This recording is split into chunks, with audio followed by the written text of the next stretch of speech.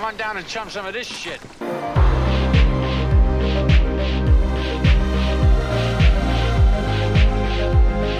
This shark, swallow you whole.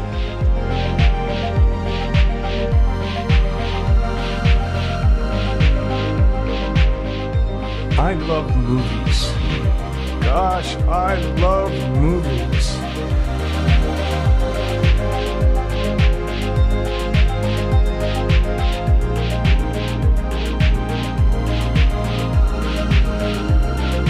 Listen to the Matt and Mark Movie Show. Just when you thought it was safe to listen to the Matt and Mark Movie Show, here comes another episode of Jaws KNOCKOFFS June. This is our celebration of the movies that tried to follow Bruce the Shark's legacy and couldn't, all in honor of the 50th anniversary of Jaws. The movie this week is Piranha from 1978, directed by Joe Dante. And we have two, not one, but two huge guests this week, chumming into the water with Mark and I. All right, I'm trying to decide how I'm going to do this, because I think our audience knows you two are related, but just in case, we've got John Say from the Love of Cinema podcast, and we've got his brother, Dasein, who they credit on their show as the artist in residence, but you know him. He's been on our show a couple of times. You guys just heard from him with Beetlejuice.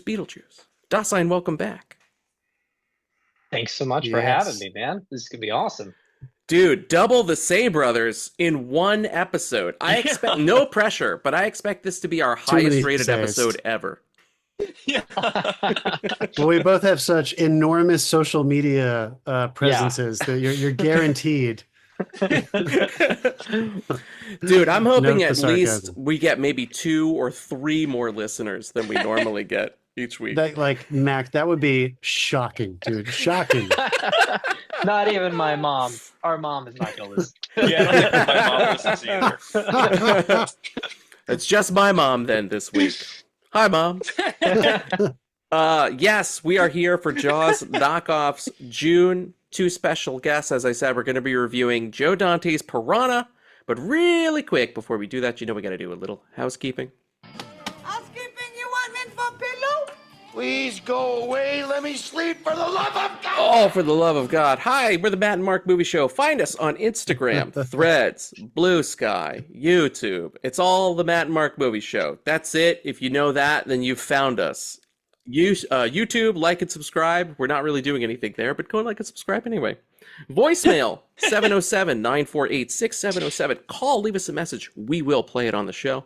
And please continue to leave us ratings and reviews wherever you get this pod. Okay. Enough of that bullshit.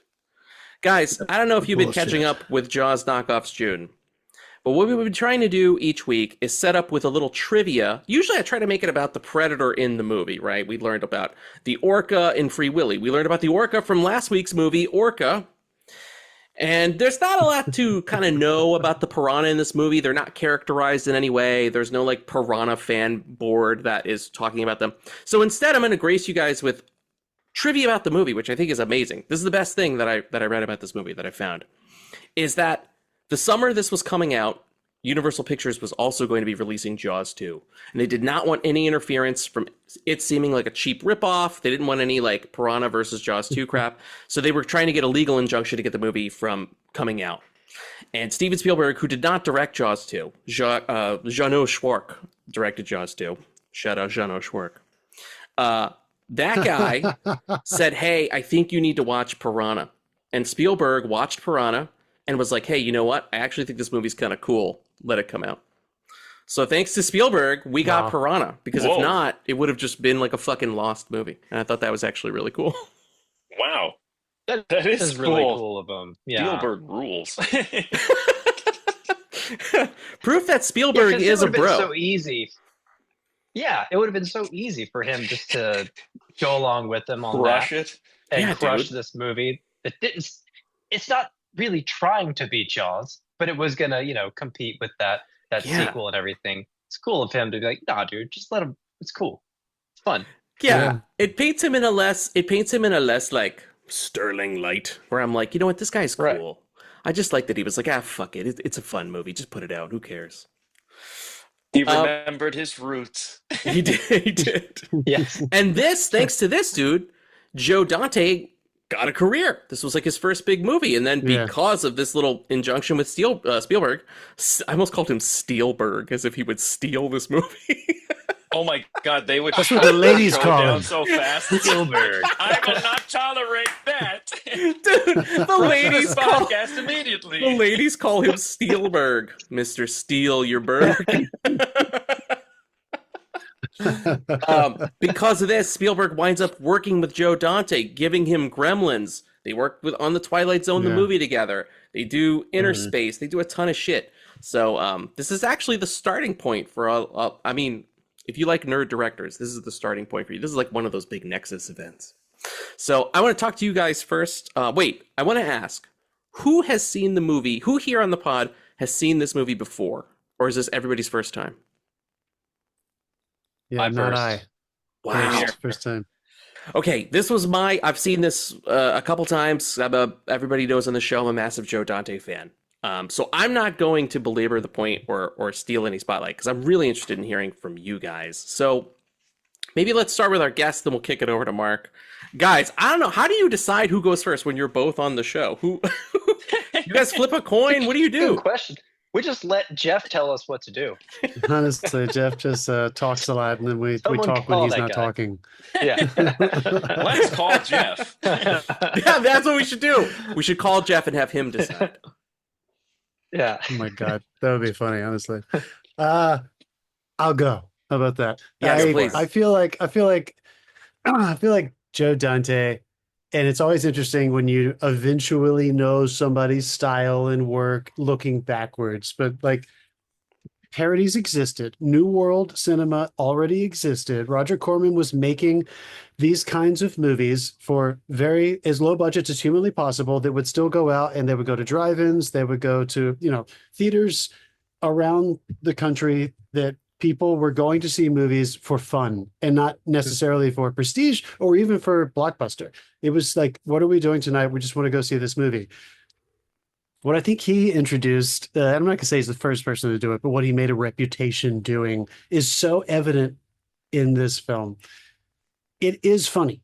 It is going to, you're supposed to be able to have fun watching this. The tongue is in the cheek sometimes, but it doesn't come out of a place of over-the-top parody. It doesn't live in that space. Like, tonally, I feel like it succeeds, and you find yourself laughing because of the sincerity. Like, he's actually like finding ways to wink at the audience, but also make it feel like it is still in the spirit of a Jaws, or in the spirit of eventually like the Anaconda and these kind of creature movies from the 50s and 60s. You watch Joe Dante grew up watching those fucking monster movies, and they did not think they were strictly comedies when they were making them. They took those movies seriously. You know what I mean? Yeah. If you will, we'll touch our cap a little bit there. They knew they were trying to entertain a mass audience. They weren't trying to scare the pants off everybody, but they didn't do it thinking they were being ridiculous and silly. And I think he took those monster movie roots from his fucking childhood, and he tried to make people have fun watching a movie about a predator that you almost can never see. You do see, or when you do see the choice to, the way he slowly lets you see more of this animal as the movie goes on is part of what is so funny about it. Like, everyone who put your little time capsule on, everybody knew that you didn't see the shark all the time at the beginning of Jaws, and you did see it more as the movie went on. Like, that language was probably already established because most people had probably seen Jaws 2 or 3 times in the theater by the time this movie came out, right?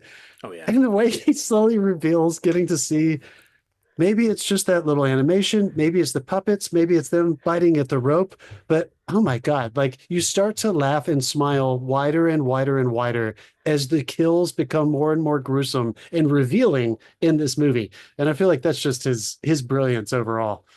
Yeah, that's all. 100%. I actually thought it was funny, really quick, was that last week, Mark and I watched Orca, And that movie felt like that their response to Jaws was like, listen, they didn't show Jaws. We have to show the orca a lot. Every frame has orcas. 12 orcas. All times orcas are jumping through frame and shit.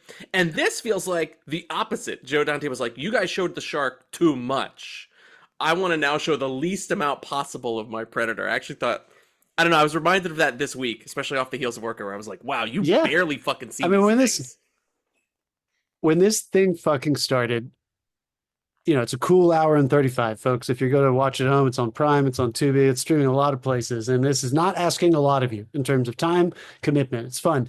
And when it starts, you are very quickly introduced to a classic cliche scenario that still feels fun to watch, where you have two people take their clothes off and get into a pool with a predator. And you know what's coming. And when they start getting bit, you're kind of, at least for me, I'm waiting to see like the Jaws POV shot under the water, like, but they don't do that. They just watch these people from above the water squirm and shake, and then bloody water comes up from underneath. And for a minute, I was like, dude, is this movie going to just be a bunch of like day players like shaking and squirming in the water while the water turns red? Like, I was so excited. And the answer was got yes. even better when he did start to show them. It was mostly that. I mean, oh my God, can you imagine the first AD directing like that giant sequence at the end of the lake? Just getting all those children in the previous sequence, but then that sequence at the end just be like, they're underneath you. They're biting you. Come on, give us. They're coming for you. Yeah. Scream, you can feel it. There are. Afro guy in inner tube, look left. Bikini lady, look right. Yeah. God, it's so much fun. It's so much fun. Honestly, I had such a blast watching this. All right, I'm done. I'm done. Fuck yeah. All right, Dasein, where'd you come out on Piranha? Well, as a general overview, I also had a blast. I had a great time watching this. But using the attack scenes as a jumping off point, I did love the slow escalation of how much they actually show you from, like John was saying, nothing at the very beginning. You only see from the outside of the water to slowly starting to show you underwater shots, but not really revealing the fish themselves. And then by the time you're at the end and you see the whole beach get attacked, I actually beg to differ a little bit. That was the only scene where I wasn't kind of smiling and laughing as that scene went on. It kept going. It was a very long scene. The longer it went on and the longer they held the shots underwater and the more they showed them like pulling at little bits of flesh, and the sound design in those scenes. I don't know if you guys watched with headphones, but yes. It actually, it almost entered like a Lynchian place for me, where it started to become so absurd and the noise was so repetitive and so unsettling that it actually started to like freak me out. Was it that weird like ambient like whatever that, I can't do the noise, like there's like this humming that happens when they swarm. Yeah, it's a very odd sound. It is very very specific to the piranha though. And they commit to it too, because every time that sound returns. Yes. Yeah, they're like, we're not changing the sound file. And we will it's stop we have one recording, one field recording. We're just going to use it over and over. It's a hard cut to it whenever they go underwater. Yes. So like, it's very jarring in that way. They don't ease you in at all. It's just. But I will say, even though it was the same sound over and over, like the visuals, you don't quite notice it in the big first half of the movie, and then you start to notice it in the middle, and then by that final scene, it's like in your face, it's in your ears, it's very apparent and like very unsettling. I actually read what it is. You guys want me to tell you what that sound yes, is? please do. I don't know what this is. Oh, yeah. They took dental drills, and they're not sure if they put the drills under the water and recorded it, or if they recorded it from underneath the water and the drills were outside of the water. But that's why it almost sounds like mechanical and repetitive. But it gives them this otherworldly kind of like, this is not natural. Awesome. I love the lo-fi-ness of that. That is so Roger Corman. That is so New World to be like, just go make it with a blender in the water. they were like, shouldn't people be recording this outside? He's like, just do it in the sink, in the office sink. It's fine. Oh, yeah.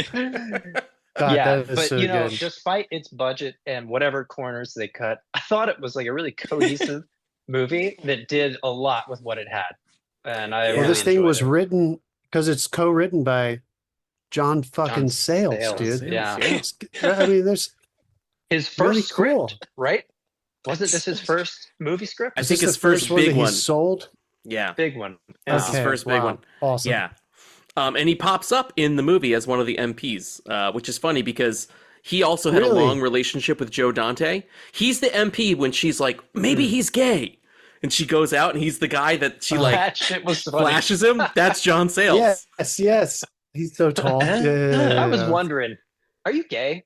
Yeah, that is John Sayles. And if you watch Matinee, another Joe Dante movie we've actually covered on the show, John Sayles and Dick Miller, Mr. Futterman from the Gremlins, who's also in this movie, they are paired up as like two henchmen that kind of terrorize the town together. So it's just kind of a cool little that's fun. Dante callback. It's very cool. I love it so much. Speaking of great appearances, this is the last thing I'll say, and then I'll let you guys go. Did you guys notice, since you guys did an episode that included this guy, this actor, did you notice who the doctor was? Oh, yes, yeah. John, Mr. did you figure it out? Wait, yeah. Well, I don't know if John was on that episode. Yeah.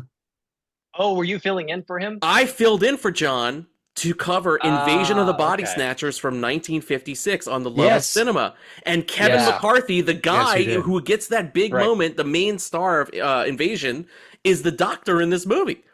And he's that guy. You know what I love about that guy? He sells sci-fi mumbo jumbo dialogue so well. It all sounds so real coming from him. You're like, this fucking guy. And you have the cool Danteism of being like, hey, here's this super nerdy thing from this like 50s B movie that I love. I'm just gonna put this actor in it. And you're like, it's the instant connection. It's so fucking good. Yes, I spotted him right away, and I was reminded. I was like, perfect. Invasion of the Body Snatchers. That's such a good draw to what I was saying earlier, that Joe is clearly, I'm sure he grew up an enormous fan of those movies. Oh, yeah. And, just like trying to like, how do we bring these callbacks? It's all in the same world. I mean, I think they're just in color. Like, honestly, I feel like if you had just sucked the color out, he would have just landed right in that space, making those Universal movies back in the 50s and 60s. Anyway. 100%, dude. That's why we also get like a Creature from the Black Lagoon name drop. The girl in the beginnings, like, the Creature from the Black Lagoon's not in here. What and do then you you think I'm the also get creature? you also get this weird little stop motion, like little morphing guy. What the fuck is that? So that was supposed to be, mutant? this is when they ran out of money. So one of our favorite guys, Mark, Phil Tippett, who did, all the Star Wars stop mo and RoboCop stop mo of Ed 209, he did the animation on that guy. And it was originally supposed to be a bigger thing where like it would be a running gag where every time you cut away, there would be that little mutant. He would be bigger and bigger so that by the end of the movie, he's like a giant thing that runs through frame and gets like wiped out by the army. And Roger Corman was like, I don't have the money for that, so cut it. So they capped that little Phil Tippett bit because they just loved it, and they were like, it never goes anywhere. And that's exactly It why. doesn't matter. Without a doubt, the best moment of that little creature is when it pops around a corner and you just see its eye wink and then it disappears. It's just like eyelids And come then you together. never see it again. Yes, totally. That is so funny. A hard cut too. There's no build up. It's like, this is the shot we got. We got 2 seconds. This is the shot. Boop. That's the shot. It's so funny, dude. God, I love it. Phil Mark, Tippett. Of course, Mark, he did. what did you think about this He is the Piranha, only guy man? who did it. I really enjoyed it, but I know you guys talk about like kills and stuff, but I liked it from like, I like when Joe Dante goes like science and weird military angle. I like that it was like an experiment, and he's actually, the doctor wasn't as bad as they thought he was. And it's kind of like, I like that point where it's like, well, you guys, I was like, I was warning you guys, and you guys release them. So it Right. kind of also makes the You think it's the my lead fault? characters Yeah, seem yeah. like pieces of shit, because they had every chance to stop it and they didn't. And as a result, all these people die. They even killed the scientist. Actually, It's if that you they think brain about it, them. like the main characters suck, and half the time they're late. They're late for everything, like me. Yeah. So basically, they're going down this river. And they just show up after the carnage. So they don't really do anything. It's almost like, it's like the apocalypse now of Piranha movies. It's just people on a boat, but it's just like they're just seeing the aftermath of everything that's gone wrong, and they're just like, eh. That is funny like though that the fucking doctor calls them on it. And he's like, I was just having my fucking life. You guys came in without questioning anybody, without letting anybody know. You're like releasing things, shutting down fucking filtration and shit. I didn't ask you guys to do that. Yeah, they fucking kidnapped. Dude, not only did that, they kidnap him. They tie him up against his will. He's fucking woken up and he's tied up like a goddamn hostage, dude. By the way, did you also notice they get mad at the military? They're like, "Oh, you're trying to contain him." yeah. And you want us to be on the team? What a bunch of assholes! You're so right, dude. And then by the end too, you're like, okay, they missed the boat, but thankfully they got there for the kid. They missed the deal with the military. Then at the end, you're like, okay, maybe they will get there in time to save the kids at the camp or the people at the aqua arena, and they don't. They're always like 2 seconds later than it needs to be. It's fucking great. They're also like the two women in the speedboat that don't believe that guy either. They're just like, yeah, no, please. Yeah. They're like, yeah, whatever. They're like, speed up, slow down, speed up. I don't know. Dude, okay, but for like a cheapy... I do appreciate those scenes, though. For like a cheapy Roger Corman movie, though, I gotta say, I think the effects are really good when they're on screen, but it has one hell of a fucking climax where you're like, okay... you've felt the budget, at least I think up until that point, but at the end, like, the huge crowds, the fucking aqua arena, the whole thing, you're like, man, they pay it off. Like, it's kind of crazy for a fucking Roger Corman movie to, like, pay something that big off, you know? You'd be like, no, they're gonna cut away some way or something. They didn't pay anybody at that lake sequence film. They were like, bring your boats, bring everything you got. Was it like when you help your buddies move? Roger Corman paid people in like pizza and beer. Somebody got a slip disc. Dude. Sorry. I'm not even sure that one stunt was planned. That guy comes through in the speedboat with a helmet on. And you're like, why's he got a helmet? Oh, I think we know why he's got a helmet. Oh my god, dude. They warned him something might happen. Yeah.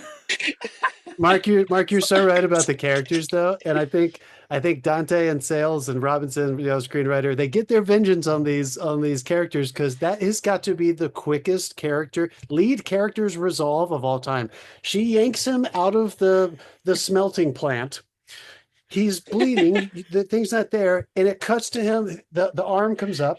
And then it cuts to the final sequence, and you think, oh, he's going to have a reunion with his daughter. We're going to see like this whole wrap up, and they just show him bleeding, and then the camera floats over him, and they're like, fucking forget about those two. We are not wrapping up shit. Nobody knows how they feel about anything. They don't get to really say anything. The characters don't fucking matter. That was not the reason you were watching this, in case you didn't know.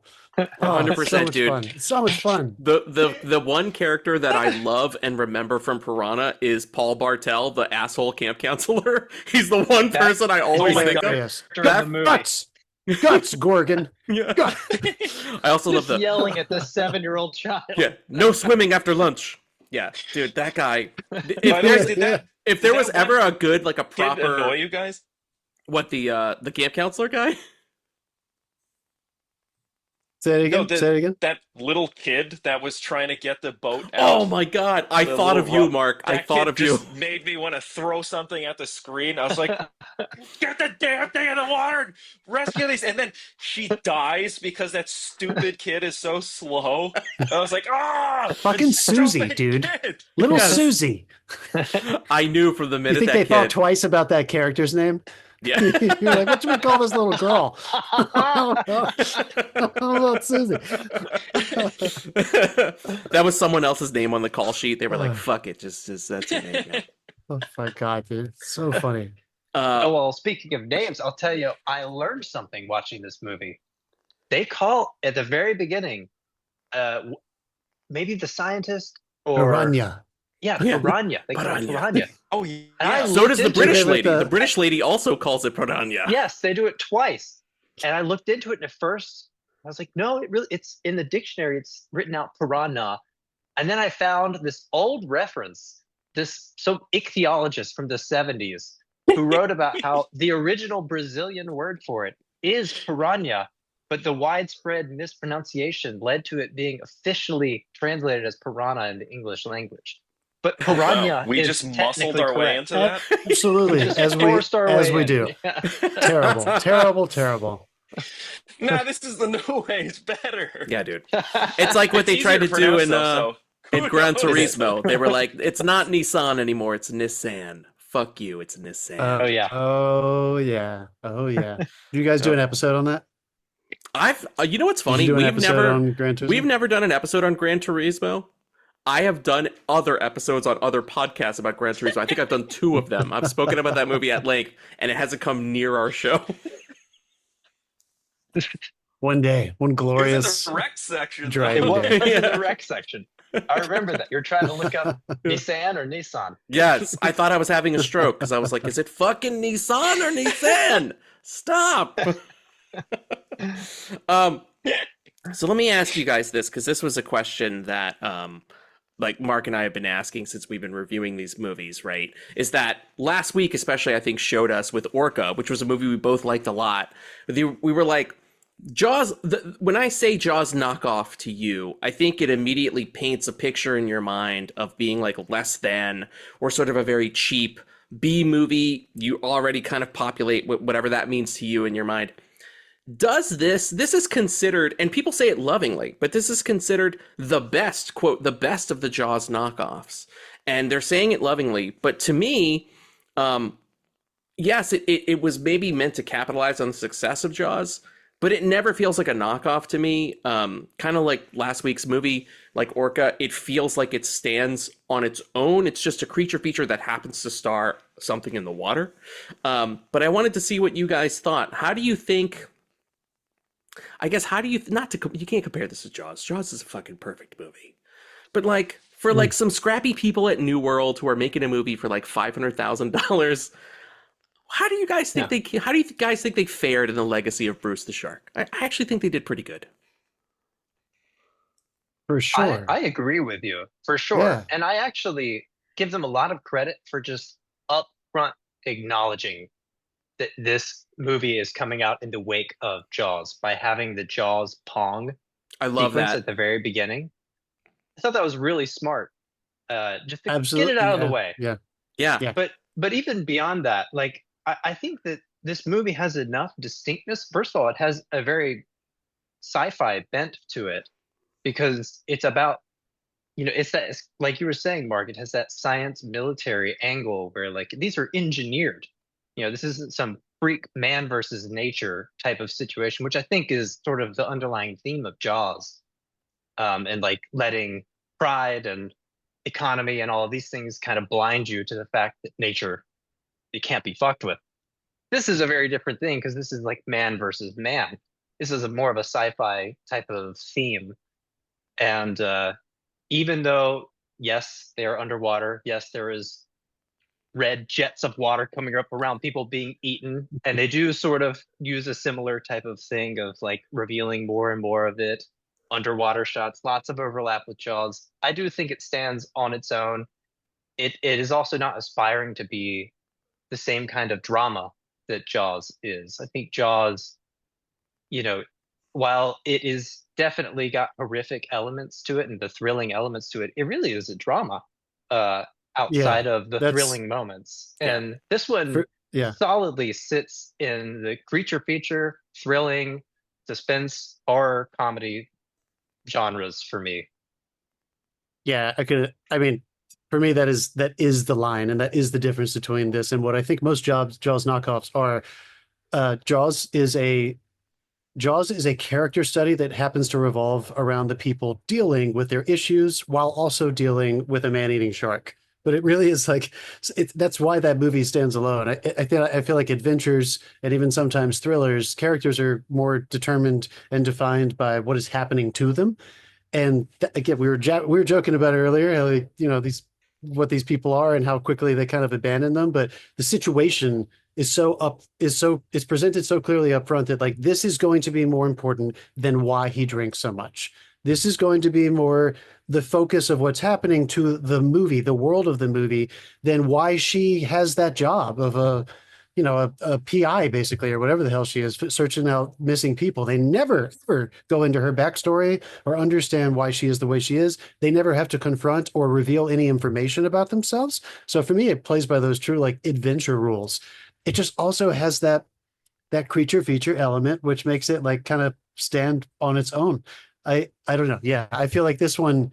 I think if you had found, and I haven't done as much of a deep dive as maybe you guys are doing this summer with this series, but I think if they had tried to have those serious scenes, if they had tried to have the below the deck scene in Jaws that's so iconic, we would have been like, oh, here we go. And it's just, unless it's great and brilliant, it just makes me remember that it's not as good as Jaws. This is different enough. So I feel like it stands on its own. And Jaws, that people, I think you know what I mean when I say this. You have a lot more fun watching a creature feature. I don't think it was fun for people to watch Jaws. They were so scared. They just couldn't help but relive that terror. I mean, it was so visceral and it was so dramatic that I don't know if people could have had quite as much enjoyment. Whereas I would imagine if we were all hanging out and going to see movies, we would have gone to see Jaws multiple times for a different reason than we would have wanted to go see this again at the drive-thru. Yes. Like, that was just too much fucking fun. I think you're watching Jaws for craft and you're watching Piranha for fun. Like, especially like last week, watching Orca felt like, because that movie's also very cold and in the winter. And I was like, man, when this started, I was like, it's fucking summer, baby. People are out on the lake. We're swimming around. This feels like a summer time, like a summer movie. And in a way, it almost felt like a summer camp comedy or something. I was like, fuck yes, this feels like the middle of June. This is it. We're here. It also has it's baked in because of, I mean, I guess it doesn't have to be. There is a sci-fi element. They're trying to get the piranha to the piranha. Is it piranha? Excuse me. Is piranha like fish? Is it all? I think it's always just piranha, but now I want to know. Piranha. Okay, sure. Like fish? No, I'm sure it is like all fish. It's just already plural. So I know they're trying to get to the ocean, but I felt like it also physically just being set in a different kind of body of water immediately made me feel like I was in a slightly different movie. I was getting Deliverance vibes. You're traveling with stream and you can't get there fast enough, and you're trying to escape outrun these violent villainous things that you don't see and you don't quite understand, and you're not sure if the government's going to be able to help. There's nowhere. Anyway, I think that's also part of it. The world feels so different that you're not automatically stuck back in an open body of water, which is Jaws owns that, in a sense, like that is, it owns it. Anyway, what do you guys think? That's a good call, having it be open water versus controlled environments, right? Like the lake, the little area where all the Aquarina people are. That's a good call. The open water feels like Jaws. That's great. Yeah. Yeah. When you guys were kids and we saw Anaconda, have you done that one yet? No, but I mean, we've talked about it a lot. We should we should devote a whole episode to it. I mean, I had already seen Jaws like fucking 30. I mean, I've seen it. I saw it at least 3 or 4 or 5 times when I was a child. Before our OG, when we were growing up, Anaconda came out, the first one. And I didn't think this is a Jaws knockoff, but it's a creature movie. But of course, there are those similar storytelling archetypes and a little bit of those cliches. Some of it just was immediately, in my mind at least, the world is too different for me to compare it directly to Jaws. Yeah. This is a exhibition movie. This is they're going to discover something. This is that scientist kind of movie, and they're encountering something versus humans in a regular world having to deal with themselves while dealing with this disaster that's trying to murder them. Anyway, I'm going to shut the fuck up. Mark, what'd you think? I was actually going to say, if I were to compare this to movies, I suppose it'd be sort of like what 28 Days Later did for zombie movies. Because you look at it, always feels like there is still enough time to get away from the orca or a shark. But these creatures, as soon as there's something in the water, it's like, and it's just instantly kills you. And it's kind of cool to see this movie as they're just reacting to shit. It doesn't feel constructed. It's just like all this crap got released in this water, and we got to warn people and get people out. But it's sort of like, of course, because it's a shit happens movie, it's only natural for them to show up late. So it does make sense. And it kind of is infuriating because you realize that there's no way. I like that the movie doesn't think that the audience is stupid. It's just like, there's no way you can contain this. Like, everything's going to be bad at the end.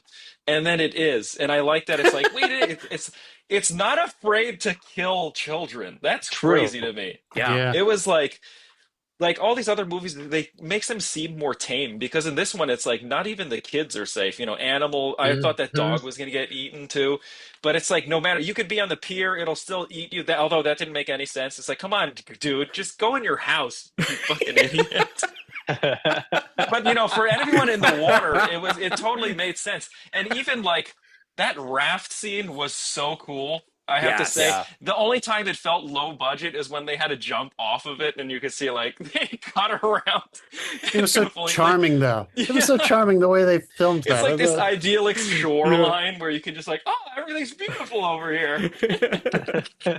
But that's the one part where it felt like you weren't even like the main characters weren't safe because you start seeing those logs drift away. You're like, okay, these people could be dead too. So it was kind of cool to see a movie where basically anything could happen and you weren't expect. It's like the Game of Thrones before Game of Thrones. Mark, was that Game of Thrones? was that raft scene your favorite scene in the movie, Mark? I think so, yeah. Because it also showed that because he was talking about how they're like genetically engineered so they're like a little bit smarter.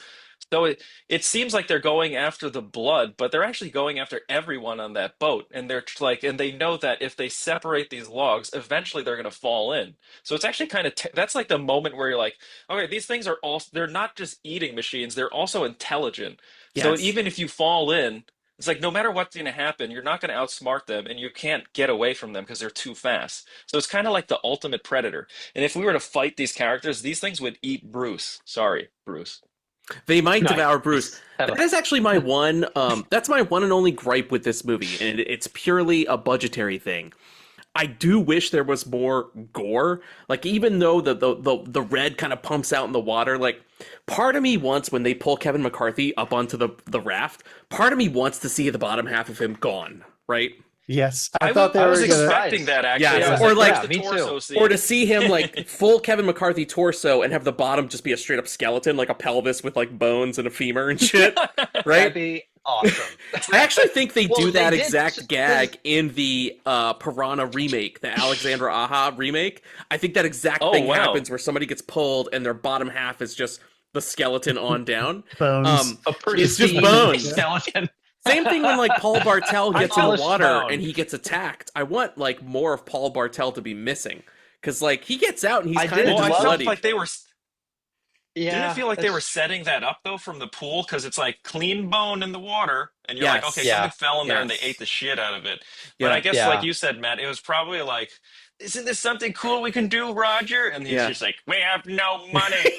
That's exactly, dude. And it's like you gotta, as a filmmaker, you gotta make decisions. You know, you're like, he's only gonna give us $10,000 more. Like, do we want to do this or do we want to have Dick Miller go on like a little boat with all the people? We should have Dick Miller on the boat with all the people. That would be really fun. I guess we don't have a skeleton pelvis thing. It's fine. Like, you know what I mean? You gotta make decisions, man. I thought that moment specifically though.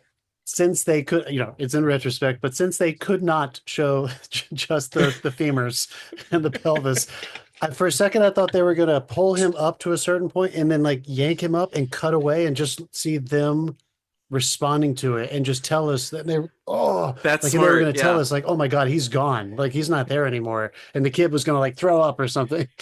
My dad. That kid had so much PTSD. That was crazy. He watched both his fathers die. He immediately clinged onto that guy real fast, didn't he? That happened to my daddy. Are you my dad? So fast. You caused the death of both your fathers in the same exact way. Actually, there's a lot of doubling. What in this happened movie to that kid, by the way? They do the lake scene twice, basically, because it's like, okay, here's the lake scene, and then it's a lot of like, wow, that was crazy, and then like, we're gonna do it again. Don't worry. That's pretty cool. Didn't it seem like the main guy kind of was gonna inherit the dog and the kid by the end? Like, all right, fuck it. I guess my family grew by a kid and a dog. That's what I kept expecting. Matt, I'm telling you guys, the scene was written where all that happened, and they were like, I don't want it. I don't want to see it. I don't want to know what happens to these people. You're out of here. They were like, we're burning daylight. Dick Miller's hungry. Roger Corman's leaving. You need to shoot this now. You guys got this, right? I got to. I'm out of here. You want to shoot a second take? Crazy though. No. Guys, how about the composer, he did some De Palma movies. I enjoyed the music Yeah. in Really? this, in Tino this movie. Donaggio. The music was really good. Yeah, I enjoyed it. Even from like the opening credits, I was thinking about it, Yeah. and there were some fun themes that he used throughout. Some old school, like, just that was how movies were made back then. That was kind of the way you did them, but it did give it a little bit of that sincerity. I mean, you cannot imagine making your Jaws knockoff in the 70s and 80s and not be thinking about the music, right? I mean, everyone's going to be like, what are you going to do musically? Are you going to try to knock off John Williams themes, or are you going to do something totally different? I want to hear Vangelis's like Jaws knockoff score. You know what I'm saying? Like, I think that would have sounded like that would have been awesome. But I do appreciate Anyway. that he didn't try to do the music that he made for it was actually very droning. It was not suspenseful and deep like a Jaws. You would expect He made it someone with to dental drills. and I think that's actually what lent it that almost absurd kind of Lynchian feel. Was it would just be like long, drawn out, eerie chords instead of like something that builds. And I appreciated that a lot. It's a different way to because a lot of these, if you think about the nature of a shark attack versus a piranha attack, we're getting into it here. A shark attack is like, it's a bit of a buildup and then a climactic sort of single moment where the bite happens, right? As opposed to a piranha attack, which is sort of like constant and it's just like whittling you away, right? Instead of one big chomp. So instead of musically kind of having a suspenseful buildup with the slow creeping in of those two notes and getting quicker and quicker and quicker, instead having it sort of drone and like eat away at you like the piranhas. I thought that was actually a pretty brilliant way to do it. Fucking amazing, dude. Oh damn, that that's blew really my good. mind. Shit. That is fucking great. Yeah, dude. Like Musician. damn it, I only have Dude, Jaws I'm stuff glad to we had a say. musician on this week because that's a good call. We're doing this whole Yeah, Jaws dude. theme, and Jaws is so founded in those notes and that music. It's great to hear somebody talk about it musically. You're absolutely right. Yeah, that's really cool. Pino Donaggio, it's a genius. Yeah, dude. That's the Yeah, other thing too. you Is like, nailed especially movies from this era, like late '70s movies that lean horror. And we heard it last week a little in Orca. They all tend to have the same sort of languorous, like '70s, like the acoustic guitar. Things take a while, right? So it's cool because you either go that way or you go the De Palma way, where you got tones and synths and moogs and shit, and you're like, yeah, we're getting freaky and European with this shit. And that's the kind of that's the side I like. music as sound design, which John Williams is the fucking king, but he doesn't do that. He writes symphonic scores that accompany, and it almost like was necessary with Jaws a little bit. That movie would have been maybe too horrific without some familiar textures and sounds from your orchestra. And even though it has that great theme, which is scary, it is not a drone. It is not a dissonant drone specifically accompanied by sound design that is probably atonal compared to it, and it makes this other thing happen, which is, you're totally right, Matt. I mean, that is De Palma's shit, right? It's like it's always a mixture of these like really rich, romantic, string heavy themes, and then that kind of stuff. And it's like it's like going back and forth to that. He did Dress to Kill, he did Body Double. Yep. He did a few others of his, I think. Anyway, Pino Donaggio, interesting shit. Music. Yeah, man. This is the kind of shit you could rock to in your car. You know what I mean? Like, I love John Williams, but I can't go to Raising Cane's drive-through with that playing on my speakers. I want some Pino Donaggio. My God, that's so funny. I think we mentioned it a little bit already, but like, do we have a favorite scene? Do you guys have a favorite scene from the movie? Mark's was the raft. I think mine's definitely the raft. I'll start you here. Go. The one thing I love, and it's not even a creature bit. It's just something I remember. Like, every Joe Dante movie has one odd character bit that I always latch on to. In Gremlins, it's Mr. Futterman. Like, here, it's the old guy who sits on the pier with his dog, and he tells the dog the dirty joke. Yes. And he expects the fucking dog to answer him. That's what I hang on to. Is he's like, "What? You don't think that shit's funny?" When the dog there's a cutaway to the dog just being a dog. It doesn't respond to the joke. It's my favorite scene in this movie. Dude, I literally asked that question because I wanted to tell you guys that was my favorite scene. Yes, fuck Oh, yes. wow. That Yes. scene is so goddamn good. That's like, it's I great loved the way screenwriting. he talked to that dog. Yes, Yeah. it's great screenwriting that guy would treat his dog like a person, but it's even better. Dante sweetens it when he punches to the dog for the reaction, and there's no fucking reaction. It's so good, dude. It's so good. And then his death affected me the most. I was so sad when that guy died. Yeah. And actually, that was the one time they really did, I think, pull him out of the water, and the lower half of the body is all fucked up. Yeah, that had his gore. legs were like skeletonized. Yeah. And I thought that was pretty cool. They blew their budget on that one. But it was worth it. They did it on the right character. Also, kick-ass performance by that guy, by the way. That, like, random townie they got to play that guy. Good fucking job, man. That guy's awesome. Yeah, he nailed it. For a different scene, same actor, where I was like, what's this movie doing? When he is dropping off the first like dialogue of this film that takes place in the place where the movie's actually going to take place is between the old man and our lead character, and he's bringing him his whiskey and his scotch and his tequila and his gin, and the lead says to the old man, what do you got up here?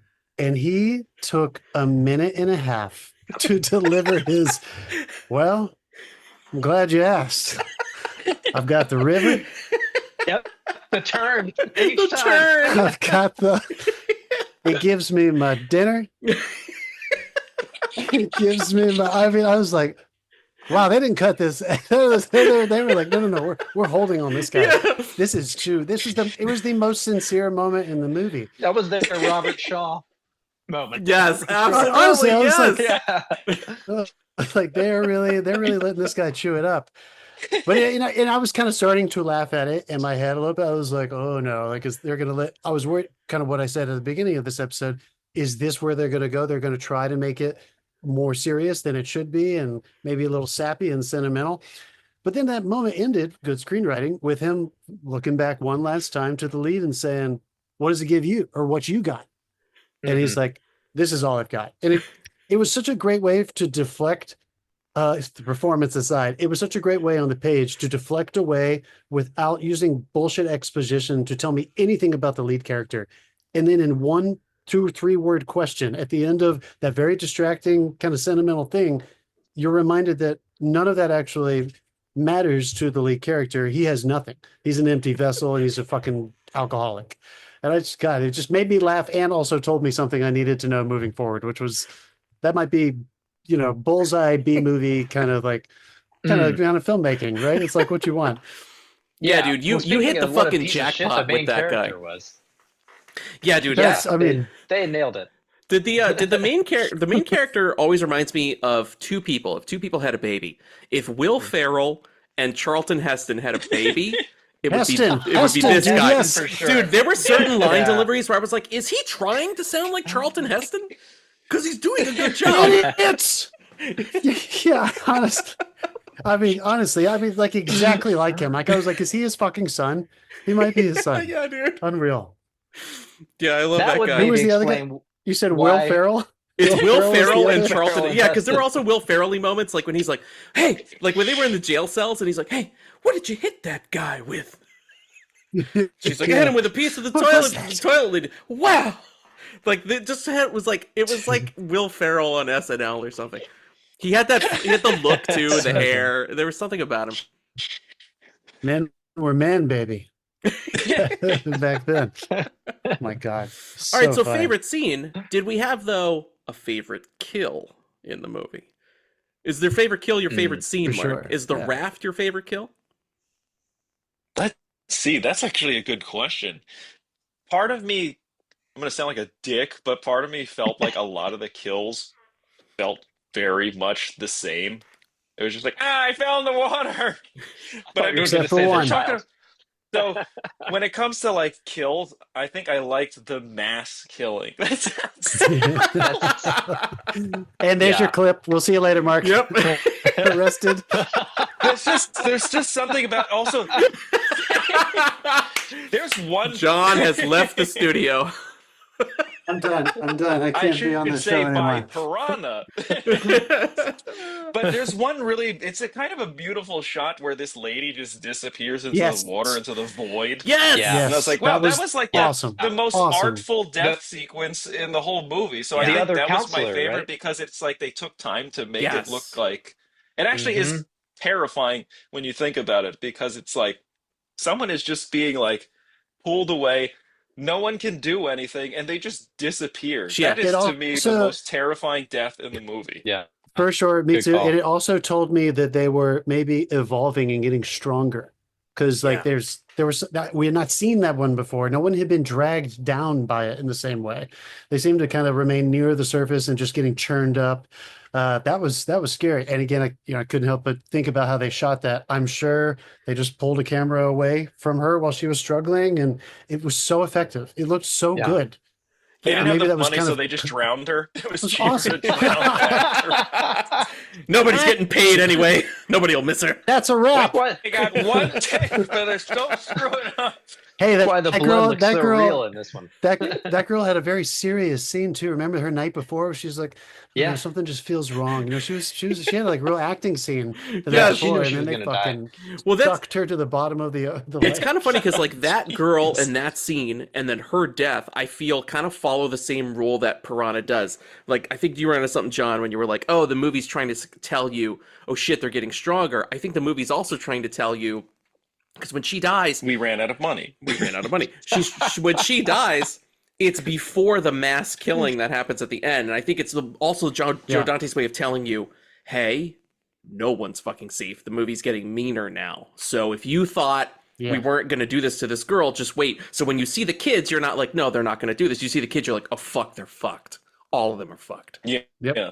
Yeah. By the way, Yes, good doesn't call. it feel like this movie, it's like, ha ha ha, these are funny scenes. And then at the end, it's just like PTSD trauma pan. Dude, Yeah. And that The, that the is news Joe coverage? Dante. That was not Yeah. funny at Dude, all. that's Joe Dante in a nutshell. It's like we're having fun. What This is is still that? like Gremlins, and then at the end, it's Guys, like right whole here. town is fucked. I was just about to ask you It's like what was D-Day. the thing the newscaster said, and I literally just looked down at my quotes and I had it here. Terror, horror, death, film at 11. When he's just, I mean, and honestly, those body bags, because when they're actually getting killed, Mark, that's a good point, dude. Like to show like aftermath, like you're gonna want to see that aftermath scene, but just to lay it out so literally in body bags, because you weren't quite sure how many people were actually dying in the sequence. A lot of people were being attacked, and that was super clear. But for me, I think the only person I knew who died for sure during the actual sequence was the general or the colonel, because his hat fell. So I needed that aftermath, and again, that just told me like one, it was right before that moment that I laughed about where they cut away from the leads, and they're like, "Who gives a shit?" All that really matters is that tons of people died because people made stupid fucking decisions, and a franchise is in the making. These things are still here. Right? Yep. But it had the gravity of like a plane crash sequence, when everyone's organized in body bags, and you're like, Jesus Christ, this is terrible. Yeah. And then this one is also body bags with shivering. Some of the background actors are like, Yeah. they're playing it really well, the trauma, and it's not like comedic at all. Like everyone's just like staring into the emptiness of their life now that their friends have been eaten, their whole town has been decimated. Their economy is now collapsed because the piranhas have taken over the water. And then you get to feel all this in a very quiet and moment. their then lake you're just is now well, fucking. Now I gotta go pee. Their lake is totally polluted. Totally polluted. Everybody, that whole town is fucked. I was now. about to say, guys, I was about to say we haven't gone too deep on this yet, but there is absolutely an environmental theme here. For 1978, Oh yeah, they mean, were hosing chemicals in there. Yep. Yeah. you Freely have posing your the lead chemicals character in. set up. Yep, you have your lead character set up early on from his maybe the only backstory moments in their scene when they get back from the little base, and he's telling her what he used to do, how he made his money, worked at a smelting plant. They shut it down, so that like you're already like, okay, there's something about pollution here, climate change, and we already know that these fish were created by man fucking with nature. And now it's just like it started to become like this cycle of consequence, and the only way to actually destroy them was to ruin things further, which is kind of, I don't know. I thought that was there's something prescient about that theme that like we're going to only be able to stop what's happening by doing something maybe more fucked up to what we think is a contained part of nature and an ecosystem. But that's not how fucking nature works, baby. Those things are going out to the fucking ocean. And so is that pollution. You just fucking through generations of families, 100%. You're going to have like no teeth now because of the way they thought they were going to kill these fucking fish. So That's so what true. you're saying is this is also the Aaron Brockovich of fish movies. Dude, that'd be funny if the second one's a court drama. Yeah. It has no violence. It's just a very serious court drama. It's like a Tom Cruise in it. It's like, oh my God, that's so funny. Holy shit. Oh my God. Dude, this movie wishes so the second movie was like, dude, at the end of this movie, if you listen closely, you can hear James Cameron's phone ringing because he's going to get the call to write Piranha 2, The Spawning. I got it. I really want to see that now. Me too. I do now. I genuinely want to see it now. You're teed up. Get ready. It's a lot of fun. It's a lot of fun. Get ready. Sequences. And how are the sorry, go ahead. No, I was just saying, like, with the end of the movie where it all turns blood red and the beginning, I loved that opening sequence where the word piranha melts into the sea, turns bloody. I thought that was really cool, and that was a cool way to end it too. Yeah. Oh yeah. Absolutely.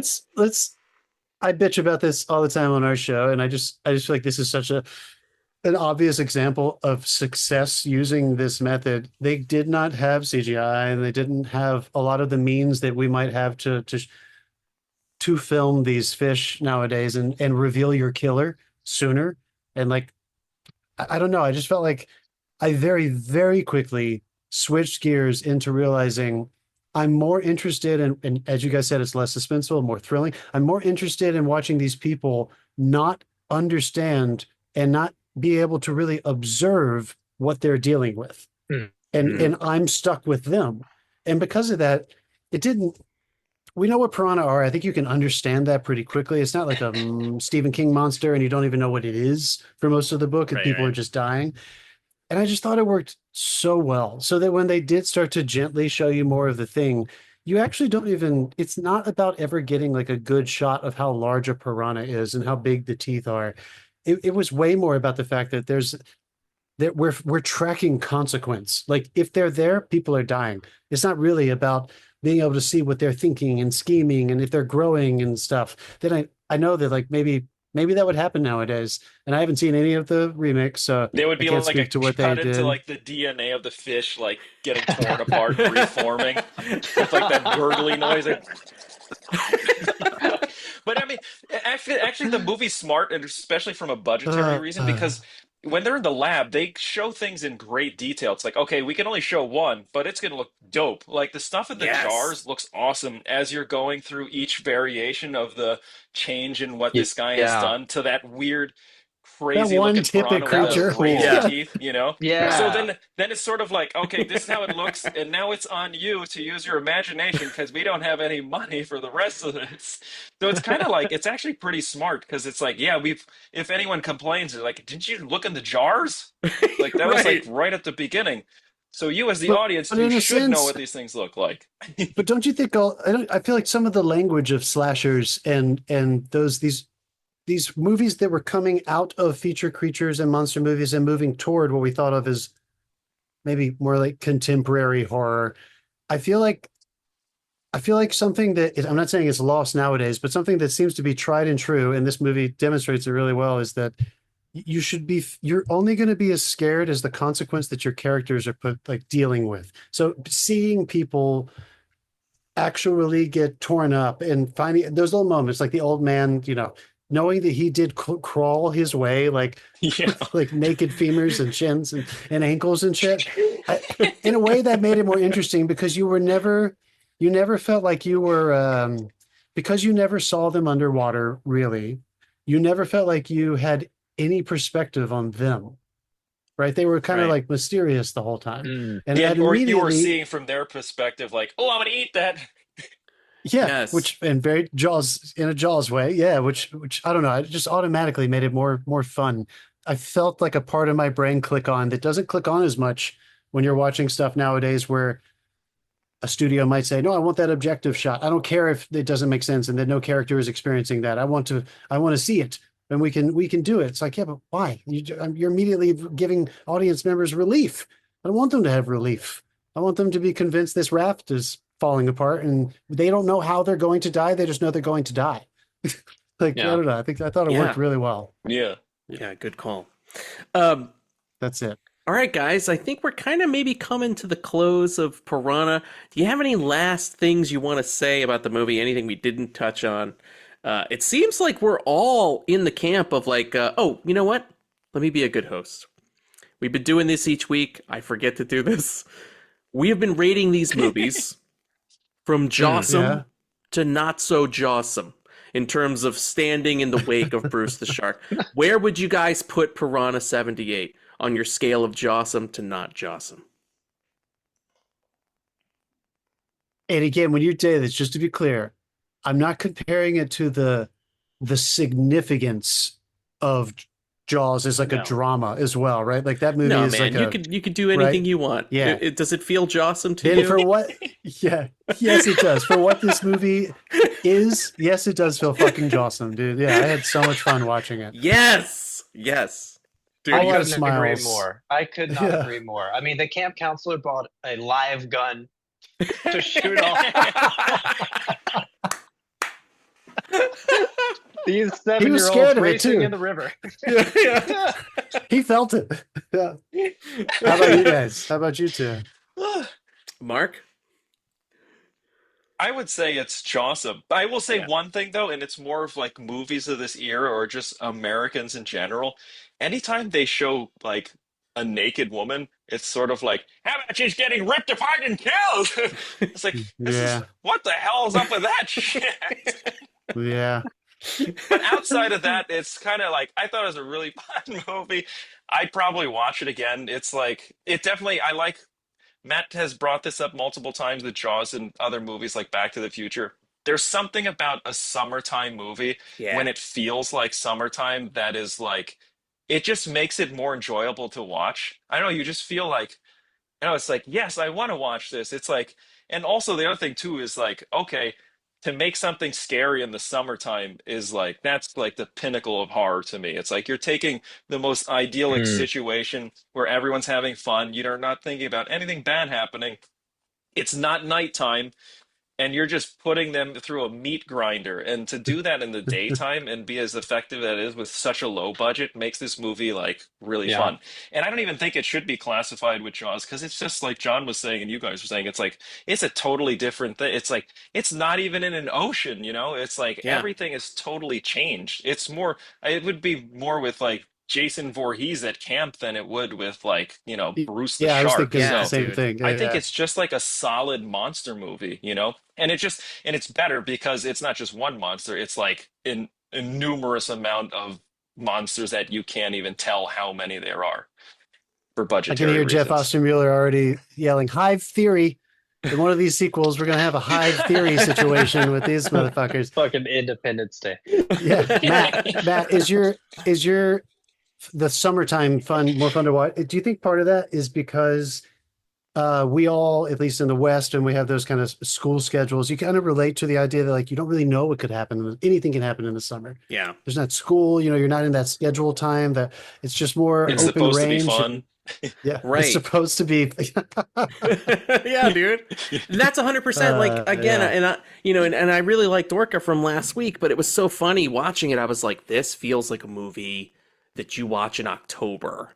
I want summer. When I think of Jaws, even though Jaws is this very serious, monumental movie, it still feels like a summer movie to me. I was talking to Mark last week about Back to the Future. I was like, I put it on, not just to put Back to the Future on. I was like, I wanted it to feel like summer in my house. So that's why I put it on, because to me, that movie brightens everything up. And you're like, fuck yeah, it's summer, man. We're time traveling. This guy's got a DeLorean. This is fucking awesome. Biff's a dick. This is great.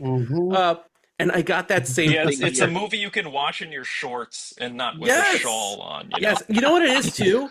I absolutely think it is. You're seeing people, you're having fun, but you're not only seeing people have fun, you're seeing people in the element. So like, It's bright. The sincerity is there when they're having fun. It all feels the way that life is feeling outside of your window. So I think that's the other reason these kinds of movies, or even like some camp movies that don't go too nighttime, maybe not Meatballs, but maybe like, maybe Porky's or something, like movies like that are like, we're at a summer camp fucking around. You see us like the way that you see people outside of this window. There's something about it that just translates to me, man. And it brings the season in like nothing else. So like, this is absolutely, I think, in that wheelhouse where like, even before you get to the guy on jet skis, like once you see people on the lake, you're just like, it's fucking summer. Like, welcome to your summer horror movie. And that's the same thing with Friday the 13th. Like those kids are out there wearing vests and roasting marshmallows at night around the fire, because that's what a slasher needs them to do. It needs them to have that campfire talk. But fuck that noise. It's a summer movie. Like, it feels like summer. Dude, you're so right, man. You're so right. Yeah. And by the way, Piranha for me, Jawsome. Right up there with Jawsome. For sure. Right? Yeah. Oh, yeah. Oh, yeah. Matt, as a hardcore fan of this movie, it sounds, maybe you know this. I had a lot of trouble finding out how this movie did commercially. I mean, I read that its budget was somewhere around $660,000. Yeah. And when I looked up how much it made, if you go to IMDb or the numbers, it says $321. What? I have to imagine that's incorrect. I found a 14 million. I found that it did 14 million. I would say, welcome to the world of New World Pictures, where we're not allowed to tell you how much we made. You're not allowed to know how much we made. That information isn't made available because some people need to get bank accounts and things, and bills need to be paid. That movie made negative $12. That's what I would say. It's still in the red. No one ever made money on it somehow. I don't know. Every time you want to look up budget stuff or like actuals for any Roger Corman movie, you're like, this motherfucker has hidden all this information. Well, here's some good little info, and this is from like a conglomerate, a few different sources. But in its first 3 weeks, according to AFI, in its first 3 weeks, Piranha already made over $2 million, just over $2 million. Wow! Oh, in wow. 1978 money too, which is a lot. Yeah, pretty fucking good. $1 billion. If anybody's thinking about Jaws went up. It was supposed to be greenlit for like 10, ended up finishing at 30 and made 300. So about 10 times its amount. So if we're doing that, then I think Piranha's doing pretty well proportionally, right? Well, if it did get that 14, it wins. Cleaning up. It does win. Yeah. You're right. It wins big time. No contest. Yeah. So I think they should be pretty fucking proud of that. Well, and that's not even counting all the TV deals and no doubt the amount of like other countries that probably are still showing this movie on the daily. You go to Portugal or something and turn the TV on, you're like, oh, Piranha. Yes. Its cult status has earned it, I'm sure, a good amount of money. And I think it's safe to say that Steven Spielberg also would give this movie a Jawsome designation, because he said it was his favorite of the Jaws knockoffs. Quote. Oh wow! Yeah, dude, so good. And also, too, last week Orca had a little nod to Jaws by having the orca take on a great white in the opening scene. That was their little nod to Jaws. This week we got Jaws Pong arcade machine. I'm loving watching these like direct call outs to Jaws. So the next movie that we do on this series, I'm going to be very curious if they go there, if they acknowledge Jaws at all, and how they do it.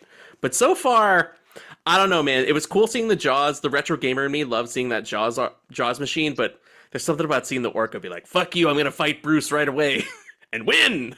Kind of took the title for me on that. Pretty cool. That's pretty awesome. Pretty cool. Yeah, pretty good. All right. I think that's our review of Piranha. Do you guys want to do a couple quick recs with us on the show? Absolutely, dude. If so, here we go. I'm gonna wreck it! Wreck it! Wreck it! Wreck it! Wreck, wreck, wreck! I'm gonna wreck it! Wreck it! Wreck it! Wreck it! Well, I go on facts, not recommendations, but thank you. You feel it in your femurs, right in the femurs. Hey, everybody. It's Rex. It's the time of the show where we talk about the things we've been watching, mostly that we want to recommend. And Mark, I know that you have got a little bit of a heart out, so I was going to lead off with Mark. And then I'll go, and then we'll finish off with our guests, Dasein and John. Mark, what do you got this week for the Rex? I'll be honest, I didn't have much to watch, but I did see this ridiculous Van Damme movie with actually, oh, there's a connection. Charlton Heston's in this. It's called Oh, The Order. It's terrible, by the way, Oh. but it's so much fun. It's just complete schlock. There's some questionable things. Van Damme disguises himself as a Hasidic Jew to escape. It's actually, I think it's actually shot in Jerusalem, though. It's like, it looks like they had a travel budget. oh, this is his like religious Oh my action God. movie, right? It's like where he's yes, Yeah. I remember this. Yeah. They have like throwback scenes, and it's kind of supposed to look like Kingdom of Heaven, but if they only had 20 soldiers. That's so good. What was the But I name mean, of it? speaking What of was it low called? budget, and they had no money to make this, but it's crazy. They actually traveled. I was very surprised, and they had car chases too. What is it Holy called? But you can tell The it's called Order. The Order. The It's Order. from The Order. 2001. Oh yeah. Excellent. Anyway, I Amazing. highly recommend it. If you just want like a nice movie to turn your brain off to, if you're stressed, you can just put it on in the background. If you need to work on anything, it's fantastic. But you'll be engaged. You'll look up from your work, and then before you know it, you'll just be watching the movie. It's super fun. It has a terrible rating. Do not pay attention to its IMDb rating. Sure, It is like super far In the down. toilet. Yeah. It's Awesome. sub 5. Let me just put it to you that way. But you can watch it on Amazon. and, It's like, not so It's a jawsome. beautiful Not so comedy. jawsome. Nice. Hell yeah. Mark, what else you got, buddy? That was it for The Order? Or you got something That's else? it for That's me, it. unfortunately. Yeah. All right, I'll wrap through these I quick. love it. I finally saw The Accountant 2. It's out on Amazon Prime. You can watch it for free right now. And I got to tell you, I really loved the first Accountant. Mark turned me on to that movie. Dude, I loved this one even more. I got to tell you, the first movie is great. This movie stole me, dude. I loved it. It completely, I want to say it completely deviates off the tonal course of the first Accountant. If the first Accountant is like this cool sort of like character study / Bourne-esque action movie, this is a fucking bro comedy road trip movie that stars the accountant and the Punisher, John Bernthal. And if that sounds cool to you, you're gonna have a good time. There is one scene, by the way, I won't spoil, but it's a line dancing scene in a honky tonk, and it's fucking amazing. It is one of my favorite things I've seen this year. Really fun movie. Secondly, Yeah. I gotta hype this because we love animation on the show, and we're also big fans of the Predator. Dude, there's a new Predator movie out right now, and if you haven't watched it, go watch it. It's called Predator: Killer of Killers, and it's directed by Dan Trachtenberg, the guy who directed Prey. So he's clearly like owning this franchise, making all the Predator stuff. Yeah. Dude, this fucking guy could do anything at this point, I'm convinced, because he even can direct animation, and he has a real love for the lore and the world of Predator nerds. Dude, I had people all weekend texting me like, Matt, like hardcore, like nerdier than me, like hardcore nerds who were like, Matt, you need to stop what you're doing and watch Predator: Killer of Killers. It's fucking awesome. And they were not kidding. It's great. It's only 84 minutes. It's tight. It's basically the filmic equivalent of those conversations that you've had while you're smoking a joint with somebody and they're like, who would win, bro? Like a samurai or a predator? This movie will answer that for you. Who would win between a Viking and a predator? This movie will answer that for you. It's fucking great. It's an animated R-rated Predator anthology movie directed by Dan Trachtenberg. Wow. And there are some Whoa, fun little that's cool. callbacks to Prey, and maybe some of the other Predator movies that I won't give away. But immediately after the movie wrapped, I was like, I want to rewatch Prey. It's been a while. So definitely high recommend for me. Predator: Killer of Killers. Awesome. Dude, that's awesome. And finally, really quick, it's not a super hard recommend, but I know people's mileage on Wes Anderson can vary. I saw The Phoenician Scheme. I like Wes's movies. I tend to try to see them. Whether I hate them or I love them and they've been all over the map, I always make it a point to go out and see his movies in the theater. I like to support him. So I had to see Phoenician Scheme. I had a lot of fun with this one. But I think if you're in the camp of like, I haven't been enjoying Wes's movies lately, I don't think this movie's going to convert you. But for me, it felt like a return to form a little bit, which I really liked. And it's super funny, dude. Michael Cera is in it, and he fucking steals the movie. Mhm. He's so good. It's like, dude, he took to the Wes Pause. Anderson shit like a duck to water. I was like, how has this kid never been in one of these movies before? He's fantastic in it. So Phoenician Scheme. If you're a hardcore Wes Anderson fan, do check it out. And it also made me want to go and kind of rewatch his last couple to see like, hey, did I maybe give these a fair shake or not?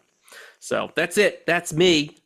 I'm going to kick it over to our guests now. Again, guys, I don't know, however you want to do this. What have you been watching? John, go for it, Brandon. Okay. No, I guess I first. That's how we do it. All right, I have way too many. So since we're a little bit on a hard out situation, I'm just going to kind of list some of these. But I wanted to bring some of them up because there are some of y'all's Ricks as well. So I finally, unlike this movie, which you can watch in shorts, I watched a movie that you cannot watch in shorts. I was bundled up for this movie. I watched Alive from 1993. Oh, yes. And it was brutal. Fantastic. Great movie.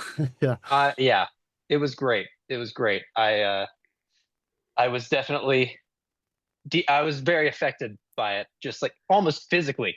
It kind of reminded me of when I watched Fall, the movie about where they're on that radio tower. Yeah. And I was just like constantly fidgeting on my couch trying to get comfortable. That's how this one made me feel as well. I was like bundling up, trying to get warm. And then eating a human as you watch. I was gonna say, did you get the taste? Some beef jerky. Did you get the taste?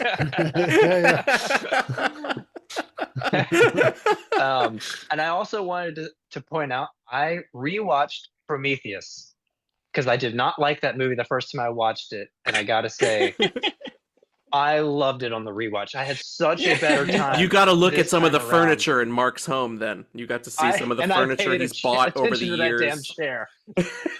Yeah. You're like, that's Mark's recliner. No, I want the Prometheus chair. That's where Mark sleeps here. Here's where Mark makes his waffles here in the cryo chamber. So big shout out to that one. I also caught, because you guys wrecked it when I recommended Altered States, I finally watched The Serpent and the Rainbow. Oh, great! That was movie. A great watch. I had never even heard of the movie, and I've never heard of it. Oh my God, John, you have to watch John, it. you got to watch this. I'm adding it to my list. Bill Pullman, directed by Wes Craven, and the best part is it's based on a nonfiction book. When I think about that shit, it gives me chills, dude. That is crazy. That is crazy. There are some scenes in there. Don't watch any trailers, John. Don't read about it. You got to go in cold. There's some crazy shit and awesome physical effects. Yeah, that's all. Hell yeah. Yes. I want to also shout out a random watch that I did. 1987's Tin Men. Have you guys seen this movie with Richard Dreyfuss? There's our Jaws connection, and Danny DeVito. I had never heard of this fucking movie. No. It's a Barry Levinson written and directed. Amazing. Hilarious movie. Highly recommend. I randomly clicked play on it. Was so pleasantly surprised. Tin as in like a tin roof. It's brilliant. Yeah. It's truly brilliant. Highly recommend it. It's funny, ripping. It's a great story, great performances. Really good. Wow. I've never heard of that one. Yeah, I've never heard of this. I'm looking at 83? IMDb. 87. Oh, 87. Yeah. Oh, dude, it's got my favorite dude in it. Fucking Bruno Kirby. Like a motherfucker. I love Bruno Kirby. Oh, shit. Nice. Yeah. John Mahoney, he's in it. Oh, shit, dude. Martin from Frasier. John Mahoney. He's... exactly. Yeah. I love it. That guy and his brilliant voice. And then I did a double feature, back-to-back, Arachnophobia into Tremors. Yes. Oh, man. Blast. An absolute blast. And fun fact, trivia, Tremors is the closest movie to my day of birth. That movie came out just a couple of days later. That was my that's my birth movie. Holy shit. What a good birthday movie, man. That's a good double bill. That's a good like Amblin weekend double bill. Like small town, shit's happening. Oh fuck, it's creatures. They worked great together. Oh, fuck, it's creatures. That's what the whole subgenre should be called. Good. Oh fuck, it's creatures. Oh fuck. Put alligator on there. Yep. That was another great watch. Ooh, yeah. Ooh. That is so good. Yeah, 1980 Alligator's great. Okay, and the last one I'll mention is I finally watched The Fifth Element. I'd never seen it. That movie needs no introduction or no review. Damn. It was amazing. Loved it. Absolutely loved it. Dude, you watched some bangers You had a great all watch. in a row. Yeah. I know. Yeah, So it's many. been fun. Nice. Dude, when you watch Fifth Element, and it makes you like miss. I mean, for me, like it makes me really miss Bruce Willis. I look at it and I'm like, oh man, I remember this guy was the fucking king. Yeah, dude. I almost know, went out so and bought an orange tank top in his honor. Oh, that So was sad. cool. You should have totally done what's that. happening? So sad what's happening to him, right? Yeah, man. Very sad. Yeah. All right. So I'll very quickly list off the excuse me one second. I just want to make sure I have all the titles right. What is the name of the okay, so I Don't Understand You is the Nick Kroll, Andrew Rannells comedy, dark comedy that's in theaters right now. And Tim Robinson, Paul Rudd's dark comedy Friendship came out, like 3 weeks ago. So I'm not even going to say how I felt about the movies. I laughed. And if you want to go see like adult movies, I think Friendship made me laugh harder. But what I'm mostly saying is R-rated comedies are back in the movie theater, and I was not alone in the movie theater. There were people in that theater. So it was like just fun to go to the movie and see like R-rated adult comedies again. So I had fun doing those. Yeah, and I did see Accounted 2, dude. I talked about it on our episode. I fucking loved it. Dude, that line dancing scene, come on, man. That line dancing scene it's the scene of the movie. Dude, it's the scene of the movie. Yeah. It's so silly. And I don't feel like it got too quirky and got too silly. Like the buddy thing is there, but it was still grounded enough in the mission that it didn't feel like Lethal Weapon or anything. Like it was, I loved it. I really enjoyed it a lot. I love that director. And I'll recommend 2 series. Do you guys do that? I'll just do it very quickly. Man. Turning Point Vietnam. Anybody who likes the Turning Point series, they have 9/11, they have the Cold War, and now they have a Vietnam one. If anyone likes to do the deep dive, so fascinating to me. And then I did totally watch that Hunt for Osama Manhunt thing, that thing that's on Netflix. Oh yeah, really Mark talked about that. Did you hate it? I think I liked. Did I like it? You liked it. You liked it. I don't know how you could have. I like how I keep track. I keep track of Mark's tracks week to week. Bin Laden, guys. I forgot. Dude, if I liked. I remember I asked you about Manhunt, and you said Jawsome. You said Jawsome right away. So I'm gonna take that as a yes. Really fascinating stuff. Fuck yeah! Wow. Yeah. That's it. Okay, well, those are all amazing recs. Mark, I think now you definitely need to get on Accountant 2, because I think you would love it. I actually, you know what? I'm an idiot. I completely forgot it. I've been running around like a maniac. Matt recommended The Accountant, and I did watch it that night. And I had a blast with it. And I totally forgot to text you about it. It was super fun. I like that they kind of got rid of the more depressing parts of The Accountant, like where he's whipping himself. It's like, okay, you don't need to see him beating himself with like heavy metal music. Yes. Yeah. I like that he like, and he has a line for that so too, where he's like, I don't do that crap anymore. Because John Berthel asked him about that. Nice. And he's like, I don't do that crap anymore. It's so good. Like, fuck you, this is what we're doing this time. It's actually cool to see.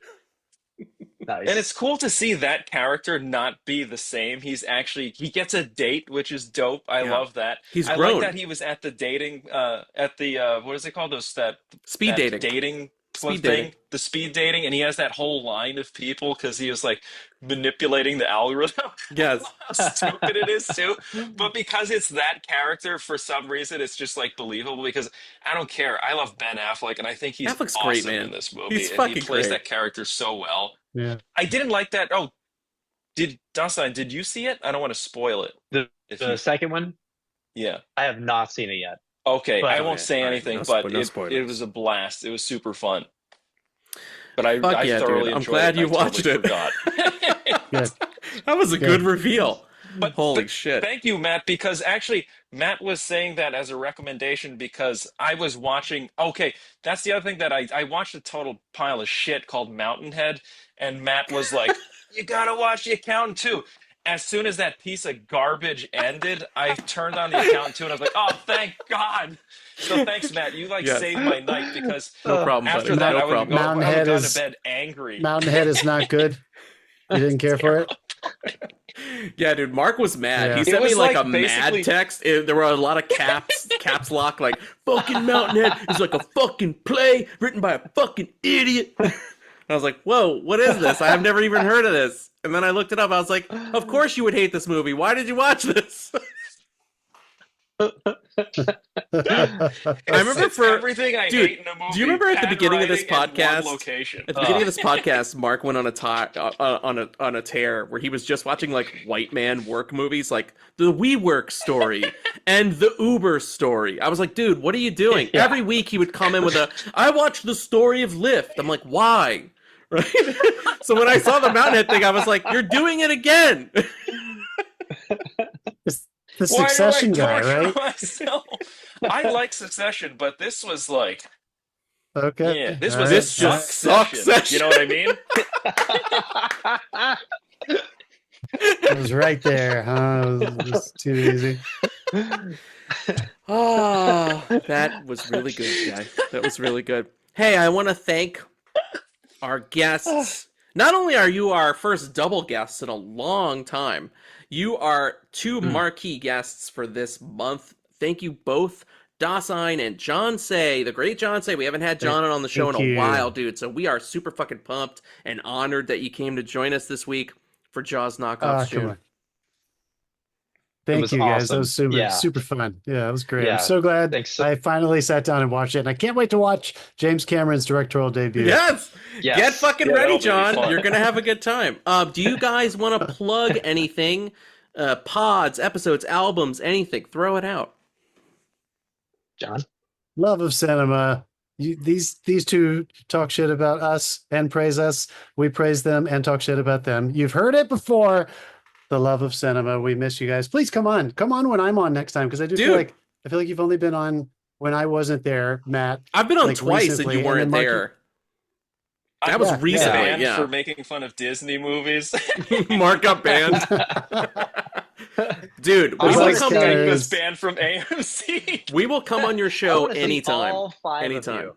I want to see all five of you again. As a fan You're of both invited. shows, I would think be we've amazing. only Oh, you done want that the once, Halloween? twice. You want the Halloween thing? I think more than one of us threw up that night after that episode because there was so long and there was so much alcohol involved in that monstrosity. It was also like a 5-hour episode. Jeff ate like 3 meals during that. Do you remember that? Like, Yeah. You could watch them being brought into him. Yeah. Jesus Christ! It's like Oh my Uber God. eating meal. I was thinking of the Mortal Kombat and Space Jam episodes. Those were all 5 of you, right? Ooh. No, Mortal Kombat was just John. Space Jam was Was it just everybody. John? It was the Okay. whole Love of Cinema cast on our show. Yeah. And then That was fun. and then I think you and Dave came on for something else. I don't remember what it was. That does sound familiar. Yeah, but it's been a while. Gotta We do were it like, again. That Mortal we were Kombat. like, we got to get Crossovers John are on. And we were great. like, we've had Jeff on like 14,000 times. We've got to get John on the show. So we were psyched. You were like, yeah, God. fuck yeah, I'll come on. And we were like, all right, let's do this. Dude, I'm It's so like happy. a No, rare thank you for appearance, inviting me. Like 2 brothers. That's pretty dope. By Yeah, the way, I and also have like you that guys you guys at lean the the same same time. way, which is pretty cool. Do we? And it's like it was like it's like, wow, these are the nicest brothers I've ever seen. It's like you're both letting each other talk. I did Like, notice that. you Yeah, know. it was like, you go Like, first. You go first. It's That like, was wow, very these guys nice. are cool brothers. Yeah. Now we need like the Accountant Bring in the 2 manners. bro comedy road trip movie with you guys. Like, all right, let's watch them go to the Sure. Ron honky is gonna tonk. like whip himself. Yep. Get some folding chairs on top of the Airstream. Let's have a Yes. moment. Dude, 2 folding chairs on the Airstream watching Piranha 2: The Spawning. That's how your movie opens. Yes. Having, like really No serious sunblock. conversations with that on. Yeah. Yeah. I love it. I So love there it. you go. Thank you Thank you, once again guys. to Thank you. Dasein and the great John Say. Love of cinema. Good folks over there. Good people. Good people. Marcus, good to see you, my friend. Thanks, everybody. That's Good it. to see you too. So We're back in the water. Keep paying attention to our space. We'll let you know where we're headed next. But until next time, we're out of here. Peace. Peace. peace.